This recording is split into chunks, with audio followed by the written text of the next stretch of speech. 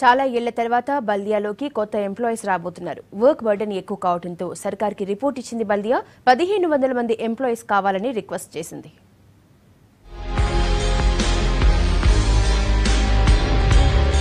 బల్దియాలోకి కొత్త ఎంప్లాయీస్ రాబోతున్నారు. దశాబ్ద కాలంగా రిక్రూట్మెంట్స్ లేక డల్ గా ఉన్న డిపార్ట్మెంట్లకి ఎంప్లాయీస్ తో కాస్త బూస్ట్ రాబోతోంది. వర్క్ బర్డెన్ తగ్గే అవకాశం కనిపిస్తోంది. దాదాపు 1500 పోస్టులు కొత్తగా వచ్చే ఛాన్స్ కనిపిస్తోంది.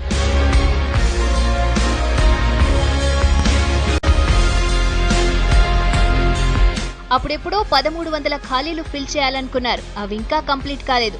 ఓ కమిటీ మాత్రం కొత్తగా 2600 మంది ఎంప్లాయీస్ అవసరమని సిఫార్సులు చేసింది. కానీ ఇప్పటి వరకు ఖాళీ సీట్లు ఖాళీగానే ఉన్నాయి.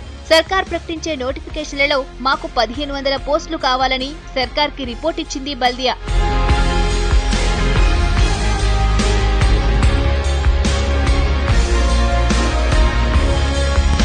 బల్దియా ఎంప్లాయీస్ ప్రాబ్లంలో ఇంజనీర్లదే మేజర్ వాటా. అవసరంలో సగం మంది కూడా లేరు. ఫస్ట్ నోటిఫికేషన్లలోనూ కొంతమందిని బల్దియాకి పంపాలని సర్కార్కు అధికారులు లేఖ రాసినట్లు తెలిసింది. టౌన్ ప్లానింగ్ లో కూడా అంతే ఖాళీలున్నాయి. వాటిని ఫిల్ చేసే ఛాన్స్ కనిపిస్తోంది. మరికొన్ని డిపార్ట్మెంట్లతో పాటు డబుల్ బెడ్రూమ్ ఇళ్ల నిర్మాణం కోసం కూడా భారీగా ఇంజనీర్లను రిక్రూట్ చేసేందుకు రెడీ అయింది గవర్నమెంట్.